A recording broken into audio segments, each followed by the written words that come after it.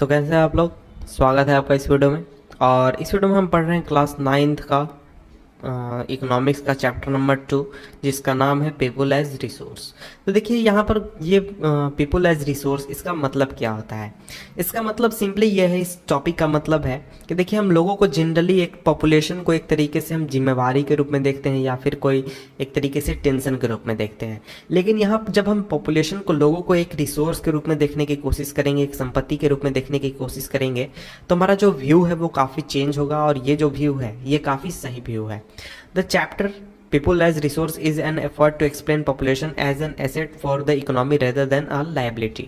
तो देखिए जो चैप्टर पीपल एज रिसोर्स है, ये इस चीज़ बात को एक्सप्लेन करने के लिए आपको पढ़ाया जा रहा है कि देखिए जो हम पॉपुलेशन को हमेशा बात करते हैं कि ज़्यादा पॉपुलेशन हो रहा ख़राब चीज़ है, ये टेंशन है, ऐसा नहीं होना चाहिए।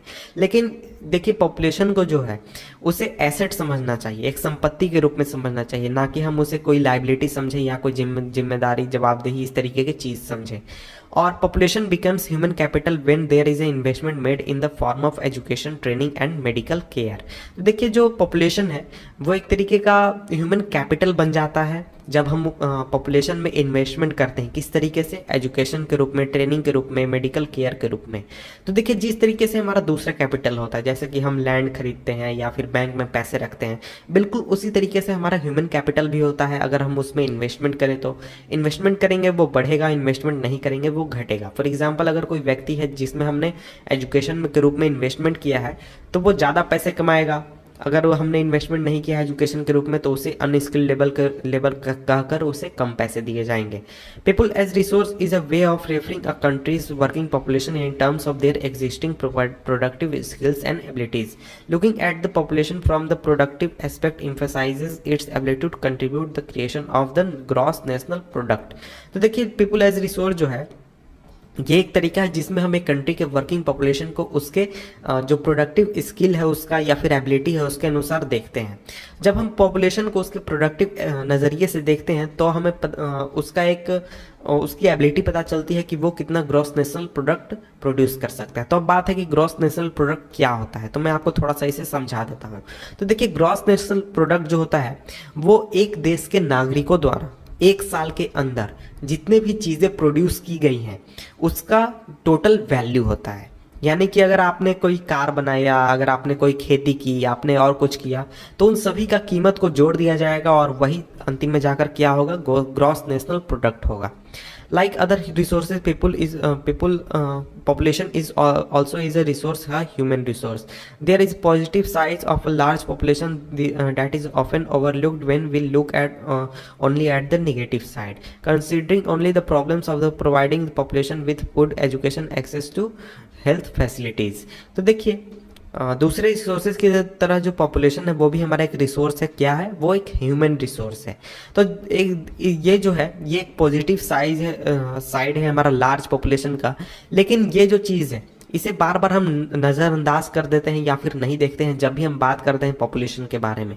तो पॉपुलेशन के बारे में जब भी हम बात करते हैं तो हम उसके निगेटिव साइड के बारे में बात करते हैं और उसके सिर्फ प्रॉब्लम्स पर हम ध्यान देते हैं कि पॉपुलेशन को खाना खिलाना है, पॉपुलेशन को एजुकेशन देना है, हेल्थ फैसिलिटीज़ देनी है।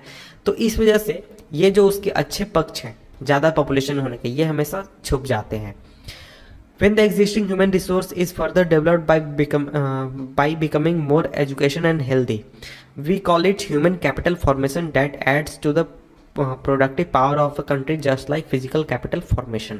तो जब भी ह्यूमन रिसोर्स जो है यानी पॉपुलेशन है, यानी कि जो लोग हैं, उनको हम फर्दर डेवलप करते हैं। किस तरीके से? उनके एजुकेशन में पैसा लगाकर, उनके हेल्थ में पैसा लगाकर। तो इस प्रोसेस को यानी उनके डेवलपमेंट को हम कहते हैं ह्यूमन कैपिटल फॉर्मेशन। और ये जो है किसी भी देश के प्रोडक्टिव पावर को बढ़ा सकता है कि किसी देश के जो लोग हैं वो कितना प्रोडक्ट प्रोड्यूस कर सकते हैं, जैसे कि हम किसी फिजिकल कैपिटल को फॉर्म करते हैं। Investment in human capital through education, training, medical care ills a return just like investment in physical capital. तो जिस तरीके से हम किसी भी फिजिकल कैपिटल में इन्वेस्टमेंट करते हैं कि देखिए हमने ये ज़मीन खरीदा है, आज के 10 साल बाद इसकी कीमत इतनी बढ़ जाएगी, हमें अच्छा रिटर्न मिलेगा। बिल्कुल उसी तरीके से जब हम ह्यूमन कैपिटल में इन्वेस्ट करते हैं, लोगों में इन्वेस्ट करते हैं, एजुकेशन के रूप में, ट्रेनिंग के रूप में, मेडिकल केयर के रूप में, तो वो हमें रिटर्न करता है एक तरीके के अच्छा रिटर्न हमें प्रोवाइड कराता है। This can be seen directly in the form of higher income earned by because of higher productivity or more educated or better trained person as well as higher productivity of healthier people। तो इसको आप simply समझ सकते हैं कि अगर कोई व्यक्ति है वो ज़्यादा पढ़ा लिखा है तो उसे अच्छे पोस्ट मिलेंगे, अच्छी सैलरी मिलेगी। वहीं उसके मुकाबले कोई व्यक्ति है जो कि कम पढ़ा लिखा है, उसके पास उतनी स्किल नहीं है, तो उसे कम पैसा मिलेगा, कम सैलरी मिलेगी। तो यहाँ पर कुछ लिखा गया इंडिया ग्रीन रिवॉल्यूशन के बारे में, तो इसको आप पढ़ सकते हैं। मैं इसे नहीं पढ़ने वाला हूं, मैं आगे बढ़ता हूं।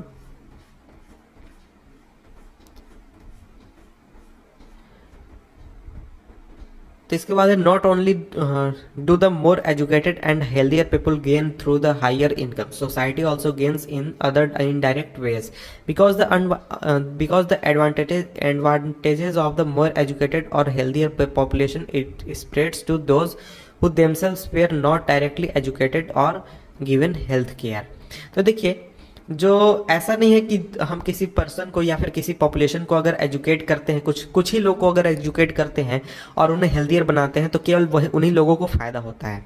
उससे सोसाइटी भी काफ़ी ज़्यादा फ़ायदा उठाती है इनडायरेक्टली, और उसे काफ़ी ज़्यादा मदद मिलती है, क्योंकि जो एडवांटेज जो है वो दिए गए हैं एजुकेटेड लोगों को या फिर हेल्दियर पॉपुलेशन को, वो धीरे धीरे फैल जाता है उन लोगों के बीच में भी जो कि डायरेक्टली एजुकेटेड नहीं है या फिर डायरेक्टली उन्हें हेल्थ केयर प्रोवाइड नहीं किया गया है। In fact, human capital is the one way superior to other resources like land and physical capital. Human resources can make use of land and capital. Land and capital cannot become useful on its own। तो यहाँ पर देखिए एक चीज़ है कि human capital जो है वो काफ़ी अच्छा है अगर हम लैंड या कैपिटल में इन्वेस्टमेंट करें। वो कैसे? तो देखिए अगर ह्यूमन कैपिटल अगर हम डेवलप करते हैं उसमें इन्वेस्टमेंट करके, तो वो जो है वो लैंड और मनी कैपिटल का यूज़ कर सकता है। लेकिन अगर हम लैंड और मनी कैपिटल में अगर इन्वेस्ट करें तो वो ऐसा नहीं है कि वो डायरेक्टली खुद ब खुद यूज होना शुरू हो जाएगा। उसके लिए हमें ह्यूमन कैपिटल की ज़रूरत पड़ेगी। For many decades in India, a large population has been considered a liability rather than an asset. But a large population, इसको मैं आगे करता हूँ। तो देखिए बहुत सालों तक जो पॉपुलेशन है इंडिया का, उसको एक तरीके से जिम्मेदारी के रूप में, लाइबिलिटी के रूप में देखा गया है, ना कि एक अच्छी चीज़ के रूप में देखा गया है। Large population need not to be liability. It can turn into productive asset by investment in human capital। तो देखिए लार्ज पॉपुलेशन को लाइबिलिटी, जिम्मेदारी समझना जरूरी नहीं है, उसको हम एक तरीके से प्रोडक्टिव एसेट के रूप में बदल सकते हैं अगर हम रिसोर्सेज स्पेंड करें पॉपुलेशन के एजुकेशन के ऊपर और हेल्थ के ऊपर, और training of industrial and agriculture worker in the use of modern technology. अगर हम उन्हें ट्रेन करें ताकि वो अच्छे मॉडर्न टेक्नोलॉजीज़ का यूज़ कर सके, एग्रीकल्चर वर्कर और इंडस्ट्रियल वर्कर्स और साइंटिफिक रिसर्चेज का यूज़ कर सके। तो यहाँ पर 2 केस दिए गए हैं जिनको आपको पढ़ना है, फिर आप इन चीज़ों को कंपेयर करने पाएंगे अच्छी तरीके से। तो पहला कहानी एक लड़के की है, story of Sakal. There were 2 friends Vilas and Sakal living in the same village Seemapur. तो देखिए 2 दोस्त थे जो कि सीमापुर गांव में रहते थे, जिनका नाम था विलास और सकल। तो सकल जो था वो 12 साल का लड़का था, उसकी माँ जो थी शीला वो अपने घर का ख्याल रखती थी, उसके फादर जो थे बूटा चौधरी वो एग्रीकल्चर फील्ड में काम करते थे। सकल जो है वो अपनी माँ की मदद करता था घर का ख्याल रखने में, वो अपने यंगर ब्रदर जीतू और बहन सीतू का भी ख्याल रखता था। उसका एक अंकल था जिसका नाम था श्याम, जो कि मैट्रिकुलेशन एग्जामिनेशन पास कर गया था, लेकिन वो अपने घर पर आइडल बैठा हुआ था क्योंकि उसके पास कोई जॉब नहीं था। तो सकल के जो फादर और मदर थे बूटा और शीला, वो चाहते थे कि वो अपने बेटे को अच्छा एजुकेशन दे, इसलिए उन्होंने फोर्स किया कि वो विलेज स्कूल ज्वाइन कर ले, और जो कि उसने ज्वाइन कर लिए। उसने स्टडी स्टार्ट कर दी और अपना सेकेंडरी एग्जामिनेशन भी पास कर लिया। सेकेंडरी एग्जामिनेशन भी पास कर लिया। अब मैं आगे बढ़ता हूँ। तो उसके फादर जो थे उन्होंने उसे परसुएड किया कि वो आगे अपनी स्टडीज़ कंटिन्यू करें, और इसके लिए उन्होंने एक लोन भी निकाल लिया कि सकल जो है वोकेशनल कोर्स कंप्यूटर्स में कर सके। और सकल जो है पढ़ने में तेज़ था और पढ़ने में इंटरेस्टेड भी था शुरुआत से ही, इसलिए उसने काफ़ी अच्छी तरीके से काफ़ी मन लगा कर पढ़ा और अपने एजुकेशन कंप्लीट किया। और इसके बाद उसे एक अच्छा जॉब भी मिल गया प्राइवेट फर्म में, और इसके बाद उसने एक सॉफ्टवेयर डिज़ाइन किया जिसने उसके कंपनी को सेल बढ़ाने में इंक्रीज़ किया। इस वजह से उसके बॉस काफ़ी ज़्यादा खुश हुए और उसे एक प्रमोशन प्रोवाइड किया। तो ये बात हो गई हमारे एक दोस्त की, हमने पढ़ ली कहानी। अब हम दूसरे दोस्त की कहानी पढ़ते हैं। दूसरा दोस्त है विलास।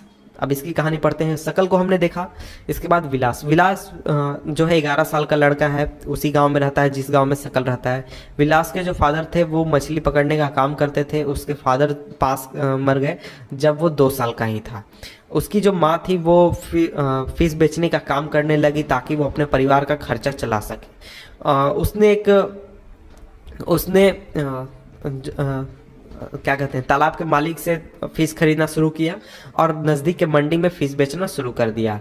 और इस वजह से वो ज़्यादा से ज़्यादा 20 से 30 रुपए डेली कमा सकती थी फिश बेचकर। और जो विलास था वो अर्थराइटिस का पेशेंट बन गया, अर्थराइटिस का मरीज़ बन गया।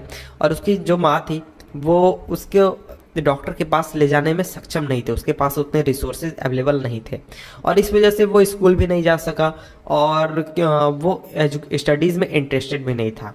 वो अपनी माँ को हेल्प करता था कुकिंग में और अपने यंगर ब्रदर मोहन का ख्याल रखने में भी मदद करता था।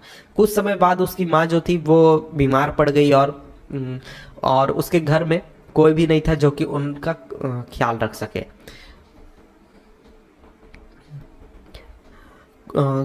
उनको सपोर्ट करने के लिए उनके घर में कोई नहीं था। तो इस वजह से विलास जो था उसे भी फोर्स होना पड़ा ताकि वो उसी गांव में मछली बेचने का काम करे, फिश बेचने का काम करे।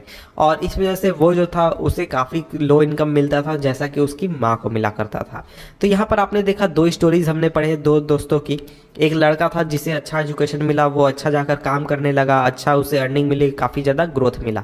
लेकिन एक लड़का था जिसे कि काफ़ी ज़्यादा लो ग्रोथ मिला क्योंकि उसने एजुकेशन नहीं लिया, उसके ऊपर किसी भी तरीके का इन्वेस्टमेंट नहीं किया गया था। In the 2 cases studied, we saw Sakal went to school and Vilas did not go. Sakal was physically strong and healthy. He did not need to visit the doctor frequently. Vilas was a patient of arthritis. He lacked the means to visit the doctor. Sakal acquired a degree in computers. Sakal found a job in private firm while Vilas continued with the same work as his mother. He earned a meager income like his mother to support a family. तो यहाँ पर हमने 2 cases देखे जिसमें हमने विलास और सकल की कहानी पढ़ी। तो सकल जो था वो फिजिकली स्ट्रांग और हेल्दी था, उसे डॉक्टर के पास बार बार नहीं जाना पड़ता था।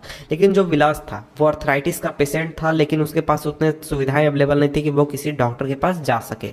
तो सकल जो था उसने कंप्यूटर्स में डिग्री ले ली और उसे एक अच्छा जॉब मिल गया प्राइवेट फर्म में। लेकिन जो विलास था वो उसने वही काम करना कंटिन्यू किया जो उसकी माँ किया करती थी, और इस वजह से वो जो था उसे काफ़ी लो इनकम होता था जैसा कि उसकी माँ को मिला करता था।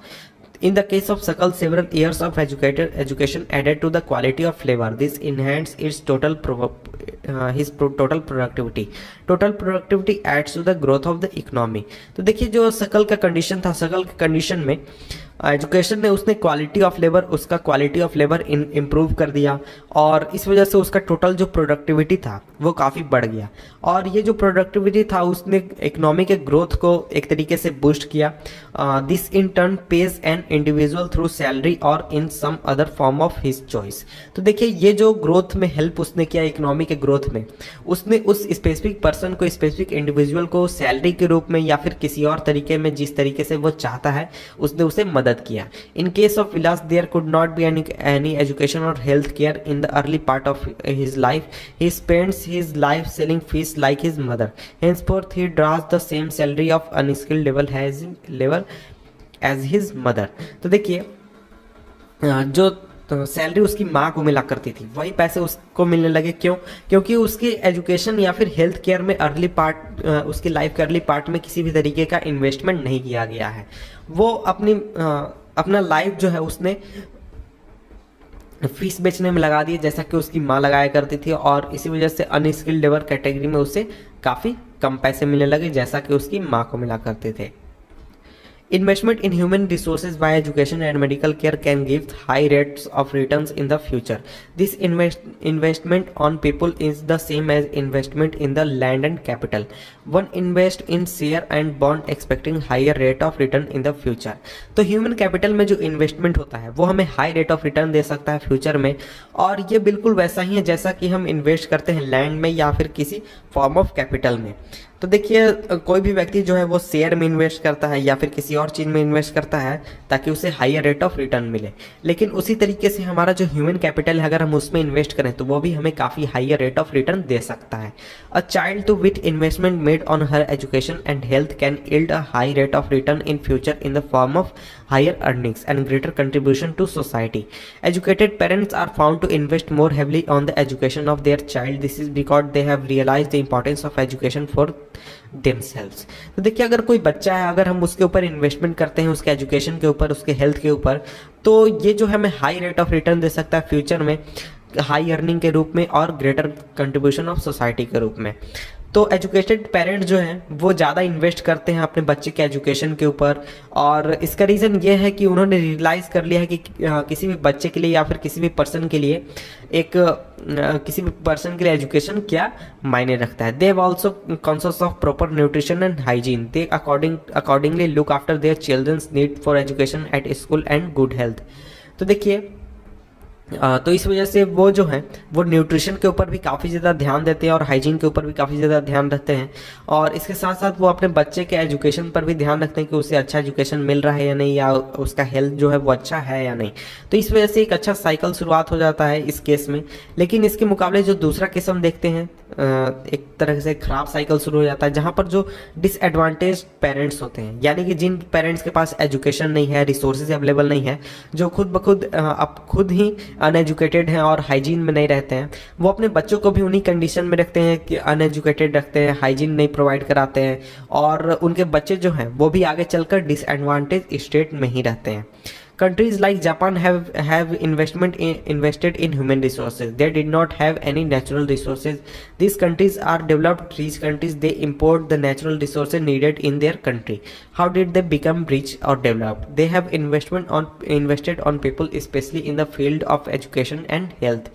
तो देखिए जो कंट्रीज़ हैं जैसे कि जापान, साउथ कोरिया, मलेशिया, ये सभी जो कंट्रीज़ हैं इन्होंने ह्यूमन रिसोर्स में काफ़ी ज़्यादा इन्वेस्ट किया है। उनके पास अपना कोई नेचुरल रिसोर्स अवेलेबल नहीं है उनके पास, और जो ये कंट्रीज़ हैं ये डेवलप्ड और रिच कंट्रीज़ बने तो आखिर कैसे बने? तो देखिए इनके पास अपना कोई नेचुरल रिसोर्सेज नहीं है, ये नेचुरल रिसोर्सेज इंपोर्ट करते हैं दूसरे कंट्री से, जैसे कि इंडिया, चाइना या फिर दूसरे कंट्रीज से। तो बात आती है कि आखिर ये अमीर कैसे बन गए? तो ये अमीर इसलिए बन गए क्योंकि इन्होंने काफ़ी ज़्यादा इन्वेस्टमेंट किया है एजुकेशन के ऊपर और हेल्थ के ऊपर। These people have made efficient use of other resources like land and capital, और इन लोगों ने जो दूसरे रिसोर्सेज जैसे कि लैंड और कैपिटल, इनको काफ़ी अच्छी तरीके से काफ़ी एफिशिएंटली यूज़ किया है। Efficiency and the technology evolve by the people have made this countries rich and developed.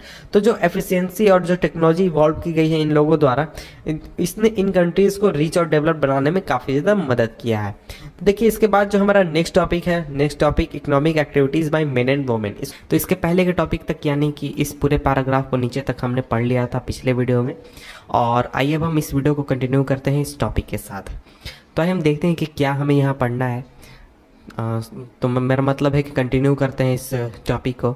Like Vilas and Sakal people have been engaged in various activities. We saw Vilas sold fish and Sakal got a job in a firm. The various activities have been classified into 3 main sectors, that is primary, secondary and tertiary. तो देखिए विलास और सकल की कहानी हमने पिछले video में पढ़ी थी, तो उसकी तरह ही जो लोग होते हैं, कोई भी व्यक्ति जो होता है वो किसी न किसी एक्टिविटी में इंगेज होता है। हमने देखा था कि विलास जो है वो फिश बेचता है और सकल जो है वो एक प्राइवेट फर्म में जॉब करता है। और अलग अलग तरह की जो एक्टिविटीज़ हैं जो कि परफॉर्म की जाती है लोगों द्वारा, उनको उनको 3 मेन सेक्टर्स में क्लासिफाई किया गया है। ये सेक्टर्स हैं प्राइमरी सेक्टर, सेकेंडरी और टर्शियरी सेक्टर। तो हम देखते हैं कि इन तीनों सेक्टर में क्या होते हैं। प्राइमरी सेक्टर जो होता है उसमें एग्रीकल्चर इंक्लूड होता है, forestry, animal husbandry, fishing, poultry farming and mining, ये सभी चीज़ें प्राइमरी सेक्टर में आती हैं। और quarrying and manufacturing is included in the secondary sector. तो ये मैन्युफैक्चरिंग और क्वेरिंग जो है वो सेकेंडरी सेक्टर में इंक्लूडेड है। और इसके बाद trade, transport, communication, banking, education, health, tourism, ये सभी चीज़ें जो हैं इनको टर्शियरी सेक्टर में इंक्लूड किया जाता है। इन सभी को टर्शियरी सेक्टर में इंक्लूड किया जाता है। The activities in this sector result in the production of goods and services. This activities add value to the national income. तो देखिए ये जो एक्टिविटीज़ की जाती हैं इन सभी सेक्टर्स द्वारा, ये सभी रिजल्ट, इन सभी का जो रिजल्ट होता है वो किसी न किसी गुड या सर्विसेज के प्रोडक्शन में होता है। यानी ये कुछ ऐसी चीज़ें बनाती हैं जिनसे इनको इनकम हो या फिर एक तरीके के नेशनल इनकम को ये बढ़ावा देती हैं, ये सभी activities. This activities are called economic activities. तो ये सभी चीज़ें जो ऊपर बताई गई, जैसे कि हमारा हो गया फिशिंग, हो गया एनिमल हस्बेंड्री, हो गया मैन्युफैक्चरिंग, हो गया फिर हमारा कम्युनिकेशन हो गया, ट्रांसपोर्ट हो गया, ये सभी चीज़ें जो हैं वो क्या है, ये एक तरह की इकोनॉमिक एक्टिविटीज़ हैं। तो इकोनॉमिक एक्टिविटीज़ के 2 पार्ट्स होते हैं, 2 हिस्सों में हम उसे बांट सकते हैं। पहला होता है मार्केट एक्टिविटीज़ और दूसरा नॉन मार्केट एक्टिविटीज़।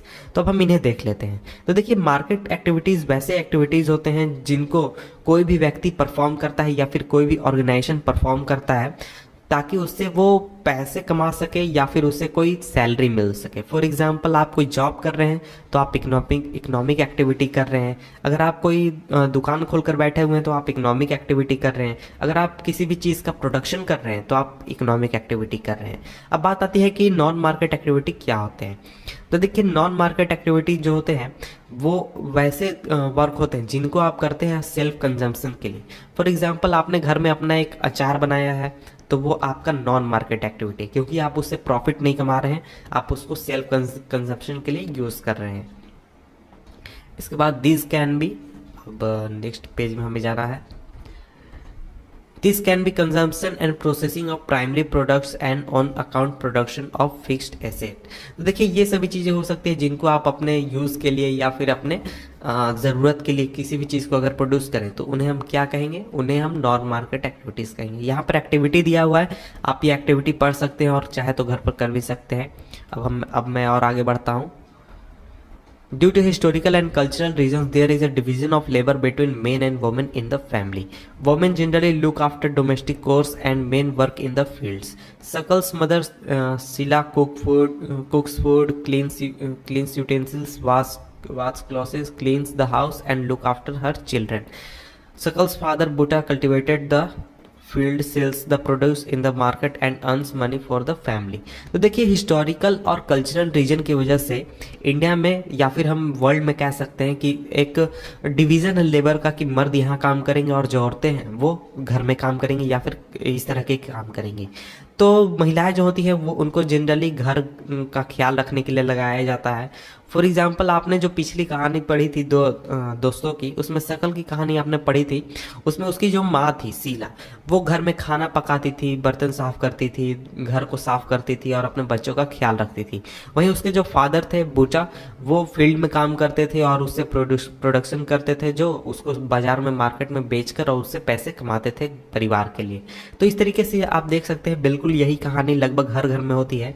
उसका रीज़न ये है कि हमारा जो हिस्टोरिकल और कल्चरल बैकग्राउंड है उसमें महिलाओं को यह आज़ादी नहीं है कि वो फील्ड में जाकर या कुछ स्पेसिफिक तरीके के काम कर सके। अब धीरे धीरे जब हमारा ज़माना चेंज हो रहा है तो अब हम धीरे धीरे उस ओर बढ़ रहे हैं जहाँ पर महिलाओं को इतनी आज़ादी मिले और महिलाएं अपने इच्छा अनुसार जाकर काम कर सके। Sheela is not paid for the services delivered for upbringing of the family. Buddha earns money which he spends on rearing his family. Women are not paid for their services delivered in the family. तो देखिए शीला जो है, जो अपने घर का ख्याल रखती है, घर के सारे काम करती है, उसको अपने सर्विसेज के लिए पेमेंट नहीं मिलता है। वही जो उसका हस्बैंड है यानी कि जो शकल है उसका फादर बूटा, वो पैसे कमाता है और वो उन पैसे को अपने परिवार चलाने के लिए खर्च करता है।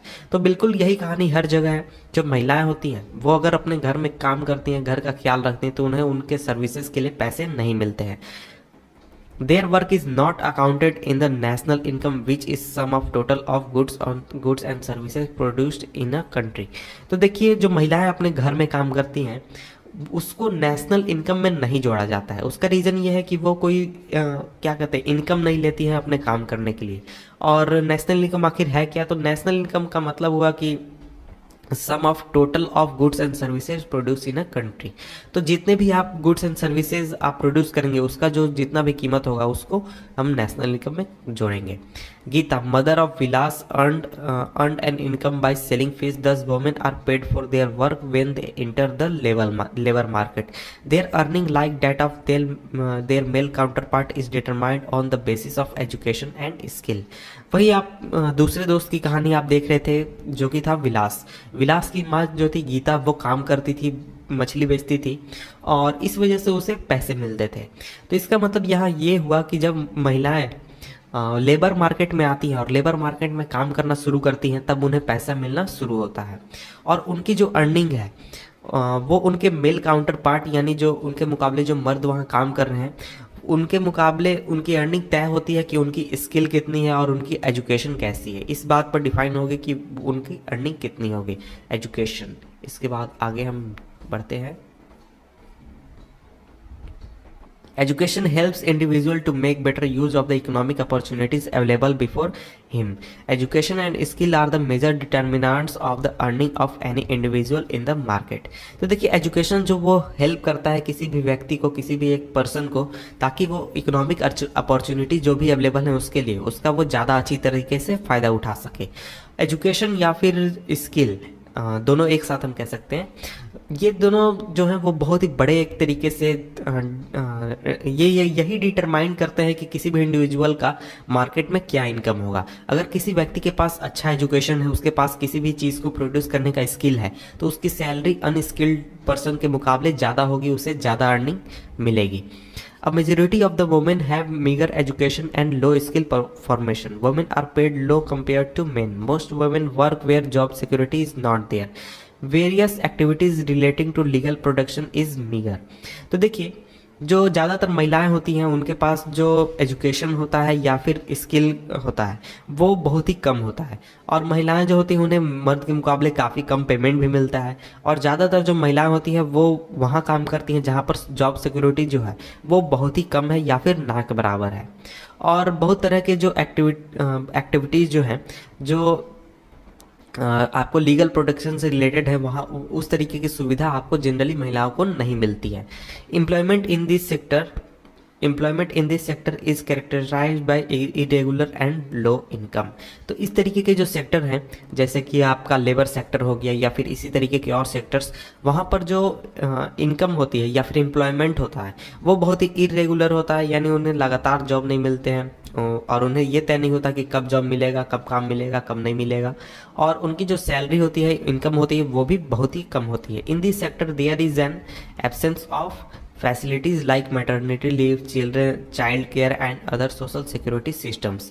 तो इन सेक्टर में जो फैसिलिटीज़ मिलनी चाहिए एक महिला को जो कि काम कर रही है वो नहीं मिलते, जैसे कि मैटरनिटी लीव, चाइल्ड केयर, बच्चों का ख्याल रखने के लिए, या फिर सोशल सिक्योरिटी सिस्टम्स में। However, women with high education and skill formation are paid at par with the men। तो इसके अलावा वैसी जगहों पर जहाँ पर जो महिलाएं हैं वो बहुत ही हाई एजुकेशन के साथ है और उनके पास हाई स्किल है, उनको मर्द के बराबर या फिर मर्द से ज़्यादा भी सैलरी मिलते हैं। ऐसा नहीं है कि हर जगह पे उनके साथ ऐसा ही किया जाता है।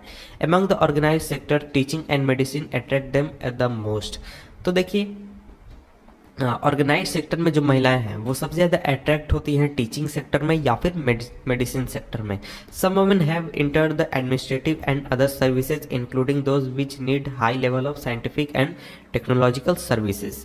तो बहुत सारी महिलाएं ऐसे भी हैं जिन्होंने एडमिनिस्ट्रेटिव एरियाज़ में आ गई हैं और दूसरी सर्विसेज में आ गई हैं जहाँ पर साइंटिफिक और टेक्नोलॉजिकल सर्विसेज की रिक्वायर्ड है हाई लेवल। तो यहाँ पर आपसे कहा जा रहा है कि आप अपने सिस्टर से जाके पूछे या क्लासमेट से पूछे कि वो कौन सा करियर चुनना चाहेगी। तो अब हम आगे बढ़ते हैं। यहाँ पर नेक्स्ट टॉपिक है हमारा quality of education, quality of population. The quality of population depends upon the literacy rate, health of a person indicated by life expectancy and skill formation acquired by the people of the country. The quality of population ultimately decide the growth rate of the country. Illiterate and unhealthy population are liability for the economy. Literate and healthy population are an asset.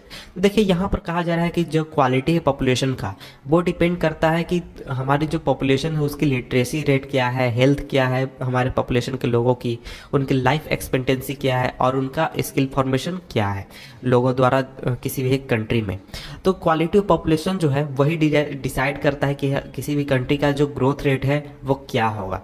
तो देखिए illiterate और unhealthy जो लोग होते हैं या फिर population होता है वो किसी भी देश के लिए एक जिम्मेदारी की तरह होते हैं, लेकिन जो लिटरेट और हेल्दी पॉपुलेशन होता है वो एक संपत्ति की तरह होता है किसी भी देश के लिए। वो क्यों? क्योंकि वो किसी भी देश को एक हाई ग्रोथ रेट प्रोवाइड करा सकते हैं।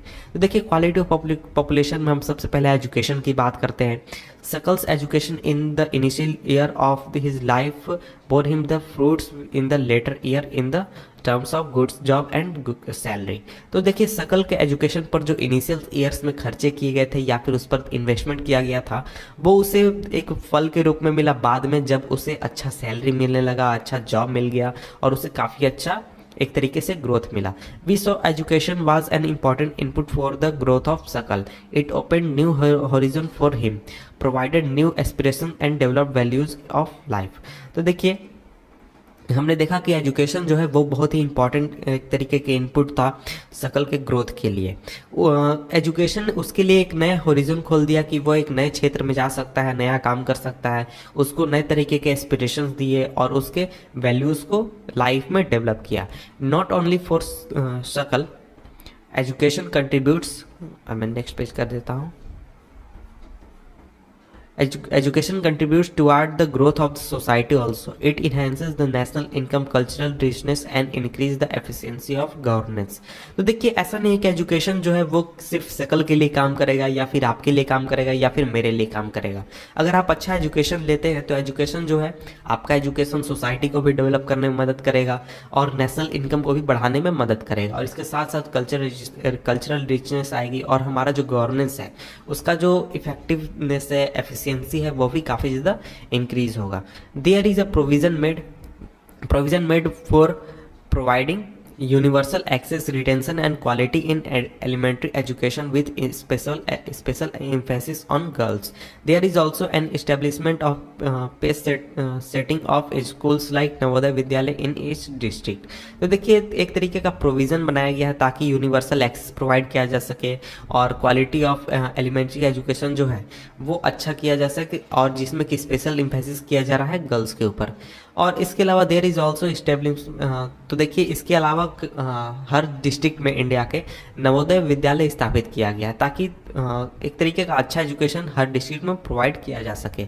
Vocational streams have been developed to equip large number of high school students into occupation related to knowledge and skills. तो देखिए वोकेशनल स्ट्रीम्स भी खोले गए हैं, वोकेशनल एजुकेशंस की भी शुरुआत की है जहाँ पर ज़्यादातर स्कूल स्टूडेंट्स को ऐसे नॉलेज और स्किल दिए जा रहे हैं जिससे वो डायरेक्टली एक तरीके से जॉब में एंटर कर सके और जॉब ओरिएंटेड उन्हें एजुकेशन प्रोवाइड किया जा रहा है वोकेशनल स्ट्रीम्स के जरिए।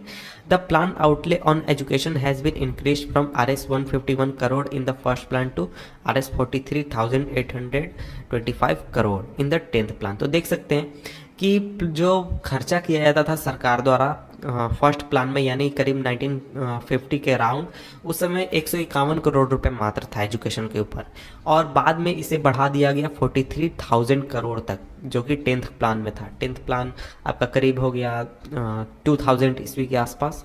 और इसके बाद जो एक्सपेंडिचर था एजुकेशन जीडीपी के परसेंटेज के रूप में देखें तो वो 0.64% था इस 1951-52 में और ये बढ़कर हो गया अराउंड 4% इन 2002। तो देखिए यहाँ पर आपको चार्ट दिया गया है और इसमें लिटरेसी रेट बताया गया है कि 1951 में देखिए कितना था तो बहुत ही कम था। और 2001 में देख सकते हैं कितना था, तो करीब अराउंड 70% के आसपास हम पहुंच चुके हैं। तो ये ग्रोथ काफ़ी अच्छा है, लेकिन हमें और भी आगे ग्रोथ करना है। और यहाँ पर लेट डिस्कस क्वेश्चंस दिए गए हैं, आप इन क्वेश्चंस को देख सकते हैं और पढ़ सकते हैं। The literacy rates have increased from 18% in 1951 to 65% in 2001। तो लिटरेसी रेट 18% से 65% तक बढ़ चुका है 2001 में। Literacy is not only a right, it is also needed if the citizen are to perform their duties and enjoy their right properly. However a vast difference in notice across the different sections of the population. Literacy among the males is nearly 50% higher than females, and it is about 50% higher in urban areas as compared to rural areas. तो देखिए यहाँ पर बात की जा रही है, जो लिटरेसी रेट है वो 18% से बढ़कर 65% हो चुका है। और लिटरेसी केवल एक तरीके का राइट नहीं है, ये बहुत ही ज़रूरी है ताकि जो सिटीजन है वो अपने ड्यूटीज़ को अच्छी तरीके से परफॉर्म कर सके और अपने राइट्स को अच्छी तरीके से इंजॉय कर सके। लेकिन हम जब लोगों पर ध्यान देते हैं तो हमें बहुत ही डिफरेंस देखने को मिलता है डिफरेंट सेक्शंस, पॉपुलेशन के डिफरेंट सेक्शन में। फॉर एग्जांपल अगर मेल और फीमेल को कंपेयर करें तो मेल्स जो है वो 50% ज़्यादा एजुकेटेड हैं फीमेल के मुकाबले। और अगर हम अर्बन और रूरल एरियाज़ को कंपेयर करें तो अर्बन एरियाज़ जो है वो 50% ज़्यादा एजुकेटेड हैं रूरल एरियाज़ के मुकाबले। जो लिटरेसी रेट है वो भी वेरी करता है, 96% कुछ डिस्ट्रिक्ट में केरला के, और कुछ डिस्ट्रिक्ट हैं मध्य प्रदेश में जहाँ पर 30% भी हमारा लिटरेसी रेट नहीं है। जो प्राइमरी स्कूल है, प्राइमरी स्कूल सिस्टम वो एक्सपेंड हो चुका है करीब 5 लाख विलेजेस में इंडिया में, यानी करीब 5 लाख विलेजेस में अब हमारे स्कूल्स अवेलेबल हैं। Unfortunately, this huge expansion of school has been diluted by the poor quality of schooling and high dropout rates. Sarv Shiksha Abhiyan is a significant step towards providing elementary education to all children in the age group of 6 to 14 years by ये तो सही है कि इतने सारे गाँव में schools खोल दिए गए, लेकिन ये सभी चीज़ें जो हैं वो काफ़ी कमज़ोर हो गई हैं, क्योंकि जो हमारा एजुकेशन लेवल है, क्वालिटी है एजुकेशन का, वो बहुत ही ख़राब है, बहुत ही कमज़ोर है। और इसके साथ साथ ड्रॉप आउट रेट्स भी काफ़ी ज़्यादा है, यानी स्टूडेंट्स जो हैं वो बहुत ही स्कूल छोड़ देते हैं। तो इसके लिए सर्व शिक्षा अभियान चलाया गया ताकि हम एलिमेंट्री एजुकेशन जो है वो काफ़ी अच्छा कर सकें, मजबूत कर सकें, जो स्टूडेंट्स के लिए जो कि 6 से 14 साल के बीच में है। और ये सेंट्रल गवर्नमेंट द्वारा चलाया जा रहा है in partnership with the states के साथ पार्टनरशिप करके। The local government and the community for achieving the goal of universalization of elementary education. Along with it, bridge crosses and back-to-back school camps have been initiated to increase the enrollment in the elementary education। तो देखिए ये सभी चीज़ें central government द्वारा चलाई जा रही हैं स्टेट्स के साथ मिलकर, और जो लोकल गवर्नमेंट है और जो कम्युनिटी है वो भी साथ मिलकर अचीव करना चाह रही है इन गोल्स को, ताकि एलिमेंट्री एजुकेशन जो है वो काफ़ी मजबूत किया जा सके। और इसके बाद Mid-day meal scheme have been implemented to encourage attendance and retention of children and improve their nutritional status. These policies could add to the illiterate population of India। तो देखिए मिड डे मील स्कीम जो है उसको भी काफ़ी implement किया जा रहा है ताकि अटेंडेंस को बढ़ाया जा सके और चिल्ड्रन ड्रॉप आउट ना करें और स्कूल में ही रहें, और उनका जो न्यूट्रिशनल स्टेटस है उसको भी काफ़ी ज़्यादा मजबूत किया जा सके। और ये सभी जो पॉलिसीज़ हैं ये एक तरीके से इंडिया के डेवलपमेंट में एक तरीके से मदद कर सकती हैं। The 10th plan endeavored to increase the enrollment in higher education of the 18 to 23 years age group from the present 6 to 9% by the end of plan period। तो देखिए जो 10th प्लान है वो एक तरीके से फोकस करता है कि अब जो हायर एजुकेशन है, जो 18 साल से 23 साल के बच्चे हैं उनमें एजुकेशन बढ़ाया जाए 6 से 9% तक। The strategy focused on increasing access quality adoption of states specific curriculum modification. और जो इसके लिए स्ट्रेटेजी अपनाई गई है उसमें एक तरीके से एक्सेस इंक्रीज करने की कोशिश की जा रही है कि ज़्यादा लोगों तक एजुकेशन पहुंचाई जा सके, अच्छी एजुकेशन पहुंचाई जा सके, और स्टेट के अनुसार उनके करिकुलम को एक तरीके से अपडेट किया जा सके। और इसके साथ साथ वोकेशनलाइजेशन और नेटवर्किंग को भी यूज़ किया जा रहा है इंफॉर्मेशन टेक्नोलॉजी के साथ। The plan also focuses on distance education. इसके साथ साथ ये प्लान डिस्टेंट एजुकेशन पर भी फोकस करता है। Convergence of formal, non formal, distant and IT education institution over the past 50 years. There has been a number of significant growth in the number of universities and institutions of higher learning in specified areas, let us read the table in the. तो देखिए यहाँ पर simply बात ये कही जा रही है कि ये जो प्लान है ये फोकस करता है डिस्टेंस एजुकेशन के ऊपर भी, ताकि ज़्यादा से ज़्यादा लोगों को एजुकेशन किया जा सके। और इसके बाद आगे बढ़ते हैं। अब हम यहाँ पर बताया गया कि 1950 में कितने कॉलेजेस थे, कितने यूनिवर्सिटीज़ थे, कितने स्टूडेंट्स थे, कितने टीचर थे, ये सभी आप देख सकते हैं। अब हम आगे बढ़ते हैं। यहाँ पर अब नेक्स्ट हमारा टॉपिक है, ये है हेल्थ। तो आइए हम आगे बढ़ते हैं और पढ़ते हैं हमारा नेक्स्ट टॉपिक, और वो है हेल्थ।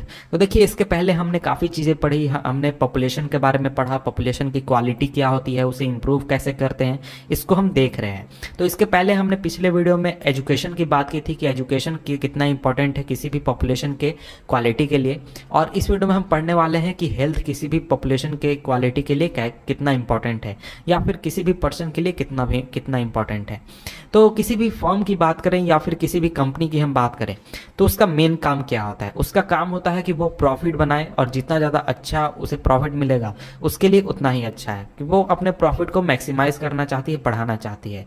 तो आपको क्या लगता है कि कोई भी फर्म है या फिर कोई भी कंपनी है, वो ऐसे व्यक्ति को जॉब देना पसंद करेगी या फिर काम अपने पास रखना पसंद करेगी काम करने के लिए, जो कि काम को एफिशिएंटली नहीं कर सकता है जैसा कि एक हेल्दी वर्क कर सकता है, क्योंकि उसकी जो तबीयत है वो ख़राब है या फिर उसकी हेल्थ जो है वो बहुत ही कमज़ोर है? नहीं। तो देखिए ऐसे व्यक्ति को, ऐसे पर्सन को कोई भी फर्म या फिर कोई भी ऑर्गेनाइजेशन अपने पास जॉब देना पसंद नहीं करेगी अगर उसकी हेल्थ बहुत ही ख़राब है या फिर वो ठीक से काम नहीं कर सकता है। तो देखिए किसी भी व्यक्ति का हेल्थ जो है वो बहुत ही इंपॉर्टेंट होता है, और ये एक तरीके से बताता है कि उस व्यक्ति का पोटेंशियल क्या है और उसकी एबिलिटी क्या है इलनेस को फाइट करने में, और उसकी एक तरीके से पोटेंशियल क्या है काम करने के लिए। तो देखिए अगर कोई अनहेल्दी व्यक्ति है तो वो एक तरीके की जिम्मेदारी बन जाता है, लाइबिलिटी बन जाता है किसी भी ऑर्गेनाइजेशन के लिए। और हेल्थ जो है वो एक बहुत ही इम्पॉर्टेंट बेसिस है किसी भी व्यक्ति के वेलबींग होने के लिए। यानी कि अगर किसी भी व्यक्ति को एक सुखी जीवन जीना है, एक अच्छा जीवन जीना है, तो उसके लिए उसे हेल्दी होना बहुत ही ज़रूरी है। बिना हेल्दी हुए वो एक अच्छा जीवन नहीं जी सकता है। और तो इसलिए हेल्थ स्टेटस में इम्प्रूवमेंट जो है वो किसी भी पॉपुलेशन के लिए बहुत ही इंपॉर्टेंट है, किसी भी देश के लिए पॉपुलेशन के लिए बहुत ही इंपॉर्टेंट है। और इसको सभी देश जो है वो प्रायोरिटी में रखते हैं अपने पॉपुलेशन के लिए। और हमारे नेशनल पॉलिसी की अगर बात करें तो हमारे नेशनल पॉलिसी में भी इस चीज़ को बहुत काफ़ी टारगेट किया गया है।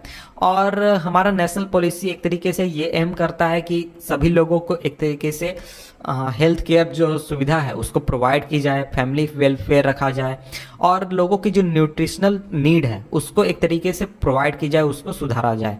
और अगर कुछ सोसाइटी के कुछ तबके ऐसे हैं जहां पर न्यूट्रिशनल नीड जो है वो सही तरीके से नहीं पहुंचती है, तो वहां पर स्पेशल फोकस करके स्पेशल प्रोग्राम चलाकर उन प्रिविलेज्ड सेगमेंट तक इन सर्विसेज को, न्यूट्रिशनल सर्विसेज को पहुंचाया जाता है।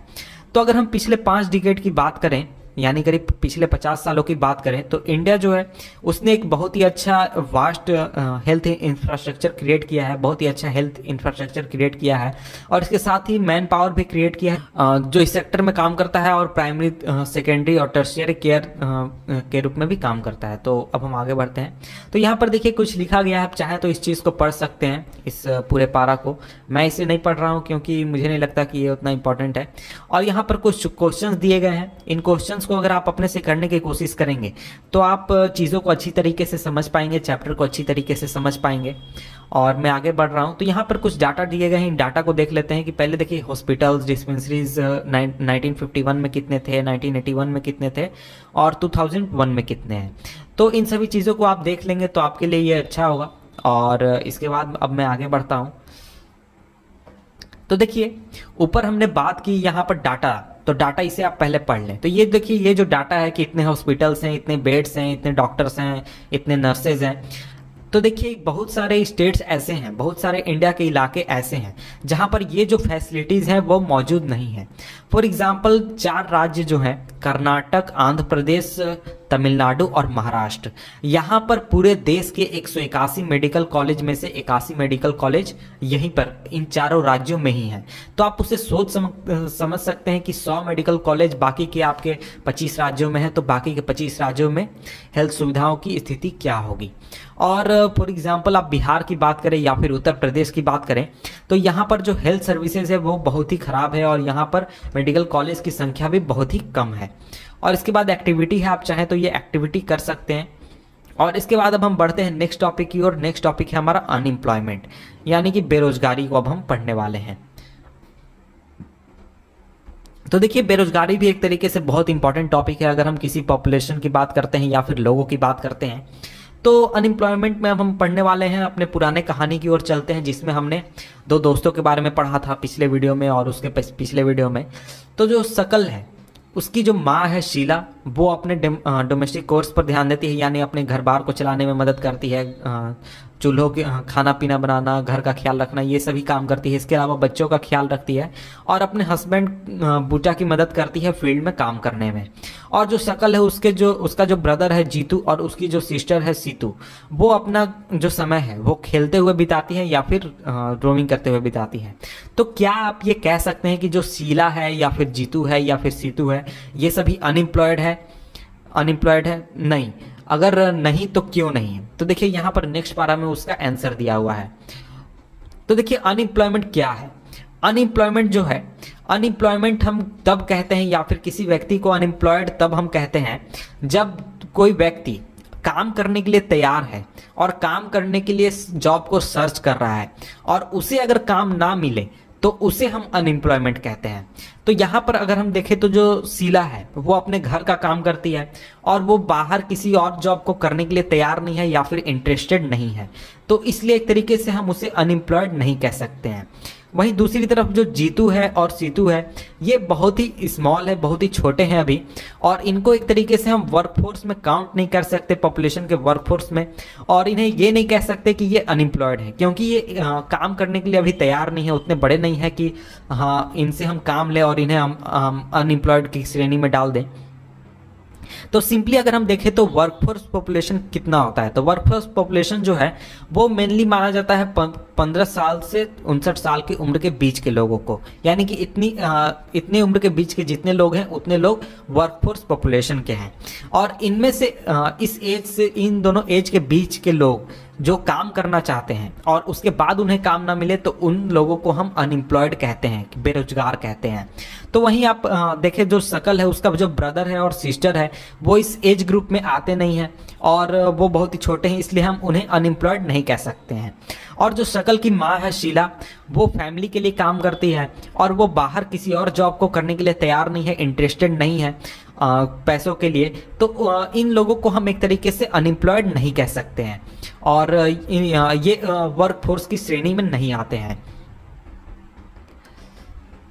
जो शकल के ग्रैंड पेरेंट्स हैं उनको भी एक तरीके से हम अनएम्प्लॉयड नहीं कह सकते हैं। तो यहाँ पर देखिए ग्रैंड पेरेंट्स की बात इस कहानी में नहीं की गई है इस चैप्टर में, लेकिन यहाँ पर आप समझ सकते हैं कि ग्रैंड पेरेंट्स अगर हैं शकल के तो वो जनरली 60 ईयर्स से ज़्यादा होगा, उनका एज 70-80 ईयर्स हो सकता है। तो क्या 70 ईयर्स के पर्सन को हम वर्कफोर्स में काउंट करेंगे? नहीं, 70 ईयर्स के पर्सन को हम वर्कफोर्स में काउंट नहीं करते हैं। इसलिए अगर वो व्यक्ति कोई काम अगर नहीं करता है तो उसे हम बेरोजगार नहीं कह सकते हैं, अनएम्प्लॉयड नहीं कह सकते हैं। तो अगर हम इंडिया की बात करें तो इंडिया के कंडीशन में हमारा जो अनएम्प्लॉयमेंट है वो रूरल एरियाज में भी है और अर्बन एरियाज में भी है। लेकिन अगर हम नेचर की बात करें तो अनएम्प्लॉयमेंट का जो नेचर है वो रूरल एरियाज और अर्बन एरियाज में अलग अलग है। रूरल एरियाज में अगर हम बात करें तो जो वहाँ जो अनएम्प्लॉयमेंट होता है वो सीजनल अनएम्प्लॉयमेंट होता है और डिस्गाइज्ड अनएम्प्लॉयमेंट होता है। और अर्बन एरियाज में जो मोस्टली अनएम्प्लॉयमेंट होता है वो एजुकेटेड अनएम्प्लॉयमेंट होता है। तो यहाँ पर मैं दो वर्ड्स क्लियर कर दूं कि सीजनल एम्प्लॉयमेंट क्या होता है और डिस्गाइज्ड एम्प्लॉयमेंट क्या होता है। वैसे इसको अभी हम छोड़ देते हैं क्योंकि आगे चैप्टर में इसको बताया गया है, वहीं पर मैं आपको ये चीज़ें समझा दूंगा। तो देखिए सीजनल अनएम्प्लॉयमेंट जो है वो तब होता है जब जो लोग हैं वो जॉब नहीं खोज पाते हैं कुछ महीनों के लिए, साल के, यानी कि उनको साल में 3 महीनों के लिए जॉब मिला लेकिन अगले जो 3 महीने हैं उस 3 महीने के लिए जॉब नहीं मिला, तो उसे हम सीजनल अनएम्प्लॉयमेंट कहते हैं। और ऐसा जनरली होता है उन लोगों के साथ जो कि एग्रीकल्चर के ऊपर डिपेंडेंट होते हैं और एग्रीकल्चर फील्ड में या फिर इस तरीके के कामों में काम करते हैं। और इसका रीज़न ये है कि साल के कुछ ही महीने होते हैं जहां पर सोइंग, हार्वेस्टिंग और वीडिंग और थ्रेशिंग का काम किया जाता है, और इसके अलावा जो दूसरे महीने होते हैं वहां पर एक तरीके से कोई काम नहीं होता उन लोगों के लिए जो कि एग्रीकल्चर के ऊपर डिपेंडेंट होते हैं। तो देखिए, इसी को हम सीजनल अनएम्प्लॉयमेंट कहते हैं। ये मेनली होता है एग्रीकल्चर सेक्टर में, लेकिन ये दूसरे सेक्टर में भी हो सकते हैं। और अगर हम बात करें डिस्गाइज्ड अनएम्प्लॉयमेंट की, तो वहाँ पर देखने में ऐसा लगता है कि जो लोग हैं उनके पास जॉब है, वो काम कर रहे हैं, लेकिन रियलिटी में वो काम नहीं कर रहे हैं। तो देखिए, ये कंडीशन मैं आपको समझा देता हूँ। तो देखिए, एग्रीकल्चरल प्लॉट है कोई, तो वहाँ पर लोगों को काम मिल गया है, और ऐसा जनरली होता है परिवारों में कि एक परिवार के लोग जब एग्रीकल्चर एक्टिविटी में काम करते हैं, तो फॉर एग्जांपल जो वर्क है, जो काम करना है, वहाँ पर ज़रूरत है सिर्फ 5 लोगों की, लेकिन वहाँ पर काम कर रहे हैं कितने? 8 लोग।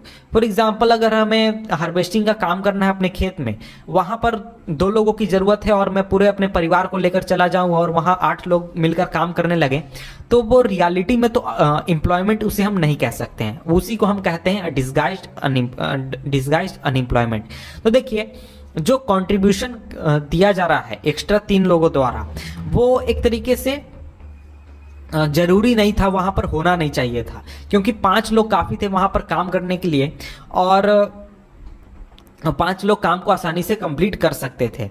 और if 3 people are remove the productivity of field will not decline. तो ये देखिए, सीधा मतलब है कि जो 8 लोग काम कर रहे हैं वहां पर, उसमें से अगर 3 लोग वहां काम करना छोड़ दें या फिर 3 लोग घर आकर बैठ जाएं, तो वहां की जो प्रोडक्टिविटी है उस फील्ड की, वो कम नहीं होगी, वो खत्म नहीं होगी। और फील्ड जो है वो सिर्फ 5 लोगों के वर्क को रिक्वायर करता है, और जो 3 लोग एक्स्ट्रा काम कर रहे हैं वो एक तरीके से डिस्गाइज्डली अनएम्प्लॉयड है, यानी कि वो रियलिटी में एम्प्लॉयड नहीं है, लेकिन देखने में लग रहा है कि वो एम्प्लॉयड है। अर्बन एरियाज की अगर हम बात करें तो वहाँ पर एजुकेटेड अनएम्प्लॉयमेंट होता है, और ये एक बहुत ही कॉमन चीज़ हो चुकी है। मैं इसे ऊपर कर देता हूँ। ये एक बहुत ही कॉमन चीज़ होती है। तो बहुत सारे जो यूथ हैं जो कि मैट्रिकुलेशन कर चुके हैं, ग्रेजुएशन कर चुके हैं, पोस्ट ग्रेजुएशन डिग्रीज कर चुके हैं, उन्हें एक तरीके से जॉब नहीं मिल रही है। और एक स्टडी बताती है कि जो अनएम्प्लॉयमेंट है ग्रेजुएट की और पोस्ट ग्रेजुएट लोगों की, वो बहुत बड़ी संख्या में बहुत ही ज़्यादा बढ़ रही है मुकाबले की जो मैट्रिकुलेट्स हैं उनके मुकाबले। और एक तरीके का पैराडॉक्स यहाँ पर चल रहा है कि कुछ इलाके ऐसे हैं जॉब्स के जहाँ पर जो मैन पावर है उस जितना रिक्वायरमेंट है उससे ज़्यादा मैन पावर मौजूद है, और कुछ इलाके ऐसे हैं जहां पर जितना रिक्वायरमेंट है मैन पावर के उससे कम है। यानी कि कुछ काम ऐसे हैं जहां पर अगर 100 लोगों की जरूरत है तो 200 लोग काम करने के लिए तैयार हैं, और कुछ इलाके ऐसे हैं जहां पर 100 लोगों की जरूरत है तो वहां पर सिर्फ 20 लोग काम करने के लिए तैयार हैं। तो इस तरीके से हम कह सकते हैं कि कुछ सेक्टर्स में जॉब की कमी है और कुछ सेक्टर्स में जो वर्कर्स हैं उनकी संख्या बहुत ही ज़्यादा है। जो टेक्निकली क्वालिफाइड पर्सन जो है उनको एक तरीके से जॉब नहीं मिल रही है, वो अनएम्प्लॉयड है। लेकिन दूसरी तरफ अगर हम देखें, जो टेक्निकल स्किल्स रिक्वायर्ड है इकोनॉमिक ग्रोथ के लिए या फिर किसी काम को करने के लिए, उस टेक्निकल स्किल्स की एक तरीके से भारी कमी है। तो यहाँ पर भी आप समझ सकते हैं कि जो एक तरीके से ये एक तरीके का पैराडॉक्स है, जहाँ पर कुछ इलाके जो हैं वहाँ पर लोग जो हैं टेक्निकल जानकारी उनके पास है लेकिन उनको जॉब नहीं मिल रही है। वहीं कुछ इलाके हैं जहां पर लोगों के पास उस तरीके की टेक्निकल स्किल्स नहीं है जो कि रियली में रिक्वायर्ड है। और देखिए, अनएम्प्लॉयमेंट से हमें घाटा क्या होता है। अनएम्प्लॉयमेंट जो है वो एक तरीके से मैन पावर रिसोर्स का एक तरीके से वेस्टेज की ओर ले जाता है। People who are an asset for economic turn into liability. तो देखिए, जो लोग एक तरीके से संपत्ति के रूप में थे इकोनॉमी के लिए, वो बदल जाते हैं जवाबदेही के रूप में या फिर जिम्मेदारी के रूप में। और लोगों के बीच में एक तरीके से होपलेसनेस की फीलिंग आती है और डिस्पेयर की फीलिंग आती है यूथ के बीच में, लोग और सभी अनएम्प्लॉयड लोगों के बीच में। और लोगों के पास उतने पैसे नहीं होते कि वो अपने फैमिली को सपोर्ट कर सकें। और एजुकेटेड पीपल का जो इनएबिलिटी है, जो कि काम करना चाहते हैं और कुछ एम्प्लॉयमेंट पाना चाहते हैं, वो एक तरीके से सोशल वेस्ट क्रिएट करता है। और अनएम्प्लॉयमेंट जो है वो एक तरीके से इकोनॉमिक ओवरलोड को भी बढ़ावा देता है, और एक तरीके से जो अनएम्प्लॉयड लोग हैं उनका डिपेंडेंस वर्किंग पॉपुलेशन की ओर बढ़ता जाता है। फॉर एग्जांपल अगर हम किसी फैमिली की बात करें तो फैमिली में अगर 4 लोगों ने पढ़ाई की है और सिर्फ एक को जॉब मिलता है, तो बाकी के जो 3 लोग हैं वो एक तरीके से डिपेंडेंट हो जाते हैं उस व्यक्ति के ऊपर अपने खर्चों के लिए या फिर अपने खर्चों को चलाने के लिए। तो इस तरीके से देख सकते हैं कि कितना ज़्यादा लोड पड़ता है वर्किंग पॉपुलेशन के ऊपर, एक तरीके से इकोनॉमी के ऊपर, और इसकी वजह से जो क्वालिटी है लाइफ का वो भी कम हो जाता है किसी व्यक्ति का, और सोसाइटी जो है वो बहुत बुरी तरह से प्रभावित होती है। और जब परिवार को एक तरीके से बेयर सब्सिस्टेंस लेवल के ऊपर जीना पड़ता है तो उनके हेल्थ स्टेटस में डिक्लाइन आता है, और इसके साथ ही जो स्कूलिंग सिस्टम है, पढ़ाई की जो सिस्टम है, वहाँ से भी लोग अपने बच्चों को या फिर अपने परिवार के लोगों को बाहर निकालने लगते हैं ताकि वो काम कर सके और पैसे कमा सके। तो इसलिए जो अनएम्प्लॉयमेंट है वो एक तरीके से बहुत ही इंपॉर्टेंट इम्पैक्ट रखता है ओवरऑल ग्रोथ के, इकोनॉमिक ओवरऑल ग्रोथ के ऊपर। और अनएम्प्लॉयमेंट में जो इंक्रीज है वो एक तरीके से इंडिकेटर है एक तरीके का डिप्रेस्ड इकोनॉमी का, कि अगर अनएम्प्लॉयमेंट ज़्यादा है तो इकोनॉमी काफ़ी कमज़ोर है, वो डिप्रेस्ड है, और अनएम्प्लॉयमेंट बहुत ही कम है तो इकोनॉमी बहुत ही अच्छी है।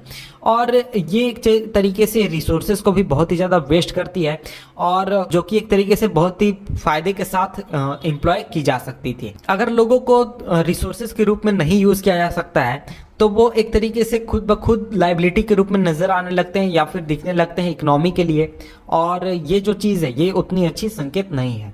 अगर हम इंडिया के कंडीशन की बात करें तो आंकड़ों के अनुसार तो अनएम्प्लॉयमेंट जो है वो बहुत ही कम है, बहुत ही कम लोग जो हैं वो बेरोजगार हैं, लेकिन बहुत बड़ा संख्या जो है लोगों का वो लो इनकम के साथ जीता है, और प्रोडक्टिविटी जो है वो एक तरीके से दिखती है कि एम्प्लॉयड है, लेकिन उनकी रियलिटी में जो इनकम होता है वो बहुत ही कम होता है, प्रोडक्टिविटी भी बहुत ही कम होती है। लेकिन ऐसा देखने में लगता है कि वो लोग क्या है, एम्प्लॉयड हैं, उनके पास जॉब है, वो काम कर रहे हैं, लेकिन रियलिटी में वैसा होता नहीं है। तो देखिए ऐसा दिखता है कि वो लोग जो है सालों भर काम करते हैं, लेकिन रियलिटी में अगर हम बात करें तो उनका जो पोटेंशियल है और उनका जो इनकम है वो काफ़ी नहीं है उनके लिए, या फिर जितना वो कमा सकते हैं या फिर कमाना चाहते हैं उतना उनके लिए काफ़ी नहीं है।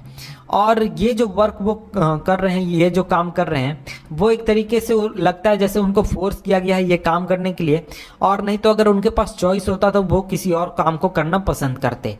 और इसका रीज़न ये है कि जो गरीब लोग होते हैं, जो पुअर पीपुल हैं जो होते हैं, जो डेली वेजेस पर अपना परिवार चलाते हैं, अपना खर्चा चलाते हैं, वो एक तरीके से शांति से बैठकर या फिर घर पर बैठकर अपने परिवार का खर्चा चला नहीं सकते हैं, तो इसलिए वो किसी भी काम करने के लिए तैयार होते हैं। और इस वजह से जो उनकी अर्निंग होती है वो बहुत ही कम होती है, जिस वजह से उनको एक तरीके से बहुत ही लो लेवल पर जीना पड़ता है। और इसके साथ ही जो एम्प्लॉयमेंट स्ट्रक्चर है वो कैरेक्टराइज्ड किया गया है सेल्फ एम्प्लॉयमेंट के रूप में, जो प्राइमरी सेक्टर है उसमें। तो यहाँ पर जो पूरी परिवार होती है वो एक तरीके से कंट्रीब्यूट करती है फील्ड में, और जबकि पूरे परिवार की रियलिटी में ज़रूरत नहीं होती है, वहाँ पर सभी लोगों को वहाँ काम करना नहीं होता। सो इस वजह से वहाँ पर एक तरीके का डिस्गाइज्ड अनएम्प्लॉयमेंट होता है। तो डिस्गाइज्ड अनएम्प्लॉयमेंट मैंने आपको पहले समझा दिया है। और अगर हम एग्रीकल्चर सेक्टर की बात करें तो वहाँ पर सभी फैमिली जो होते हैं, यानी कि फैमिली के जितने भी मेंबर्स होते हैं उनका एक तरीके से शेयर होता है क्या जो भी उन्होंने प्रोड्यूस किया है। और ये जो कंसेप्ट है शेयरिंग, वर्क शेयरिंग का, तो ये एक तरीके से अनएम्प्लॉयमेंट का जो हार्डशिप है उसको कम करता है रूरल सेक्टर में। और इसका ये एक तरीके से पॉवर्टी जो है या फिर गरीबी है या फिर इनकम है, इन चीज़ों को प्रभावित नहीं करता। यानी कि अगर कोई फैमिली जो है वो पॉवर्टी में है तो वो पॉवर्टी में ही रहेगी, भले ही उसका काम जो है वो खेत में आसान हो जाए या फिर उसकी इनकम जो है वो थोड़ी बहुत चेंज हो जाए, लेकिन ड्रास्टिक चेंज नहीं आता है। वो अगर पॉवर्टी में है तो वो पॉवर्टी में ही रहेगी, उसका इनकम अगर कम है तो वो इनकम कम ही रहेगा। और ग्रेजुअली जो सरप्लस है लेबर का हर एक परिवार में से, वो धीरे धीरे जॉब के सर्च में विलेजेस की से हटकर बाहर जाने लगता है। तो देखिए अब हम बात करते हैं एम्प्लॉयमेंट सिनेरियो की, यानी एम्प्लॉयमेंट का जो कंडीशन है तीनों सेक्टर में जिन्हें कि हमने पहले देखा है। तो एग्रीकल्चर जो है वो एक तरीके से सबसे ज़्यादा लेबर एब्जॉर्बिंग सेक्टर है इकोनॉमी में, जहाँ पर सबसे ज़्यादा लोग काम करते हैं इंडिया में। और पिछले कुछ सालों में अगर हम देखें तो वहाँ पर एक तरीके से पॉपुलेशन का डिपेंडेंस एग्रीकल्चर के ऊपर कम हुआ है, और इसमें एक तरीके से डिस्गाइज्ड एम्प्लॉयमेंट जो है वो भी एक हिस्सा रखता है। और इसमें से जो कुछ सरप्लस लेबर है एग्रीकल्चर में, वो एक तरीके से मूव कर चुके हैं अब सेकेंडरी वर्क की ओर या फिर टर्शियरी सेक्टर की ओर। जो प्राइमरी सेक्टर में काम करने वाले लोग थे यानी कि एग्रीकल्चर में, वो अब मूव कर चुके हैं कहाँ पर, सेकेंडरी सेक्टर में या फिर टर्शियरी सेक्टर में। और जैसे कि जो स्मॉल स्केल मैन्युफैक्चरिंग है, और इसके बाद जो स्मॉल स्केल मैन्युफैक्चरिंग है ये भी एक तरीके से बहुत ज़्यादा लेबर एब्जॉर्बिंग है। और टर्शियरी सेक्टर की अगर हम बात करें, जहाँ पर नए सर्विसेज जो है वो आ रहे हैं, जैसे कि बायोटेक्नोलॉजी, इंफॉर्मेशन टेक्नोलॉजी और बहुत सारी चीज़ें, यहाँ पर भी कुछ लोग जो हैं वो काम करने चले गए हैं जो कि एजुकेटेड हैं या फिर जिनके पास उस तरीके की टेक्निकल स्किल्स मौजूद हैं। तो यहाँ पर देखिए एक गांव की कहानी बताई गई है, तो आप इस गांव की कहानी को पढ़ लें, ये इंपॉर्टेंट है। मैं इसे नहीं पढ़ाने वाला हूँ क्योंकि ये बहुत ही सिंपल है, आप आसानी से इसे पढ़कर समझ सकते हैं। तो यहाँ पर हमारा ये चैप्टर खत्म होता है। तो मिलते हैं आपसे हम किसी और चैप्टर के साथ किसी और वीडियो में, तब तक के लिए गुड बाय।